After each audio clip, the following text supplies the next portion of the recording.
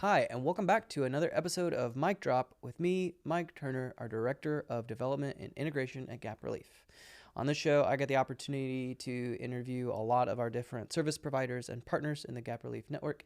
And today, I have the pleasure of having our co-founder and co-executive director, Megan Taylor, on the show to talk to us specifically about Gap Relief's work in the nonprofit sector. Thanks for joining us on the show today, Megan. Yeah, you're welcome. Glad to be here. I got a ticket right out the gate.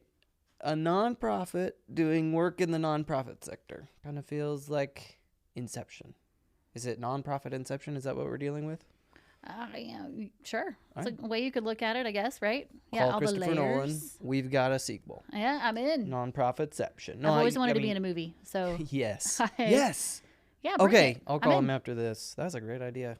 Great job, Megan. Yeah. No, I mean, it's kind of funny. It hits kind of funny. You're a nonprofit and you do work with nonprofits. Like, what does that mean, right? So it's like I'm thinking about a baker who makes cakes, but only for other bakers. Which, when you actually think about it, it's kind of like, yeah, that actually makes sense. Who wants to make their own birthday cake? Exactly. Like a masseuse wants a massage, right? I mean, yeah. So it's real. who's taking care of the bakers out there? So you guys are sitting back and going, who's taking care of these nonprofits? Absolutely. Us. Yeah. All right, I like it. Why don't you tell us a little bit about what that actually means? What's the type of work that we're doing to support nonprofits? Yeah, absolutely. Even maybe what kind of nonprofits are we supporting? Cool. Yeah. So something we've seen as Gap Relief, it is kind of funny because in a sense we are our own sector, right, in this arena, and so can really understand a lot of what the nonprofits in Northwest Arkansas I think are engaging out there. But what we've seen is so many of our nonprofits, they engage pain, stress, and trauma on high levels on the daily, whether they're engaging with poverty or working to support those who have experienced harm, who have experienced abuse, have experienced trauma, handing resources to the community when often resources are scarce. And so the stress levels there can become pretty significant. Yeah. And so our work there, it really kind of spans a spectrum where sometimes that looks like meeting with nonprofit leaders one-on-one and kind of assessing where they are and helping them build a plan for their own resilience. A lot of times that looks like working with the organization as a whole and looking at how they're structured, what types of supports do they have in place for their staff or for their volunteers, so that as they're engaging the stress that they're engaging, they have a plan to kind of move that stuff through them as it's happening so it doesn't build up over time. With a lot of the nonprofits, it's that chronic exposure to I'm showing up day in and day out and I'm seeing it again. I'm faced with the poverty in Northwest Arkansas and the community and how big that is.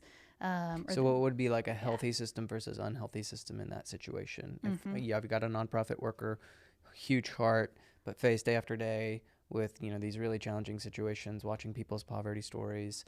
What is a healthy system for them to work through that in, as you said, and maybe what's the opposite, or what's the alternative? What are we trying to work people toward? Yeah, that's a good question. I think a word that we use often is like human informed, so even beyond trauma informed. But a lot of us, I think, get into nonprofit work because we have the heart to help or the heart to serve, but recognizing that we're humans in those spaces as well. And so there are natural ways that even our nervous systems or our bodies or our physiology respond to stress. And we're often not trained in that and don't have a framework for how those things impact us. And so when I look at what does a healthy system look like, it's taking those factors into account. And so understanding like the reality of, hey, like when I'm going to face XYZ, the impact to me might be what, right? Like how's that going to impact my nervous system, my stress levels? Sometimes I tell people that, hey, if I get stung by a bee, like I'm going to have a welt on my arm, no matter, even if my heart is like, I don't want to welt, like don't welt, don't welt. It's going to happen. And so the same thing happens when we're exposed to stress. And so a healthy system, I think, knows that and creates some supports and has those in place ahead of time. Acknowledging the physiology of our body's response to trauma.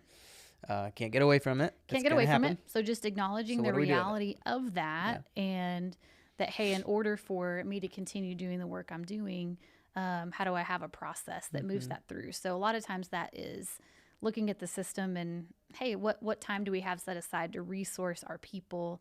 Yeah, I wanted to ask another question about that because I think at Gap Relief, we're a trauma care center. It's probably fairly straightforward for a lot of people who think about how we might serve a nonprofit leader in a one-on-one therapeutic environment. You face a lot of hard stuff. You need a place to come process that out in therapy. Great. You keep talking about how we also serve the system as a whole. Can you give some more examples of specific work that we do to like serve systems? What does that sound like? Yeah. So a lot of what we do kind of looks more like training or consultation or kind of workshop space, where we're able to sit with the whole team and kind of hand them some common language to even recognize what's happening inside of each person on the team. What happens when a team goes through stress together.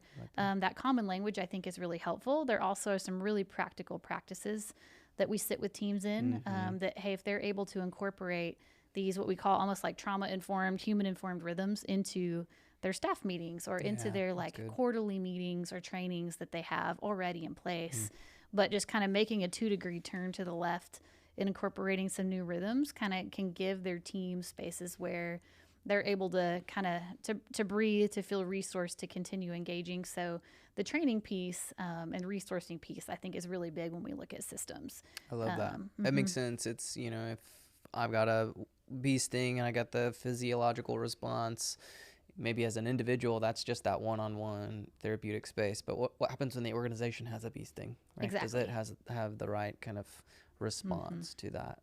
Because it's going to happen. You're going to get that physiological response. That's really good. That's really helpful. So when you think about the nonprofits that we serve, is Gap Relief limited in the type of nonprofit we serve? How do we choose what nonprofits to work with? What is that? What does that look like? Yeah, it's a great question. Really, we're not limited there. I would say that the nonprofits that we work with, the majority of them in some way are engaging some form of pain, stress, trauma in the community, which I feel like applies to so many of the nonprofits in the area. And so typically they're going towards some kind of community gap that has to do with protection or resourcing the community or alleviating poverty, alleviating hunger, something along those lines. And so, but really the ones that we work with often are just those that have reached out and have engaged and have said, hey, I'm curious about what you guys are doing and would like to learn more about it. And some of that's come through just different relationships that we have in the community. And so that door is open, I feel like, to any nonprofits in Northwest Arkansas that sense or feel that, hey, our staff could use a little bit of extra support or resourcing in this area. Love that. That is awesome. Well, thank you for the work that you do to support our local nonprofits. And thank you for taking the time to talk with us on the show today. Yeah, you're welcome. Thanks, Mike. Absolutely. If you or somebody or work with is involved in the nonprofit space here in Northwest Arkansas or even across the country, we work with nonprofits all over the place. If you are hearing this and you're like, man, I think I need that kind of systemic support, or maybe it's just that one-on-one, I got that bee sting, and you want to continue the conversation with us here at Gap Relief, we would love to hear from you. You can find all our contact information at gaprelief.com or engage with us on social media. Really easy to get in touch. Thank you for tuning in today, and we'll see you next time.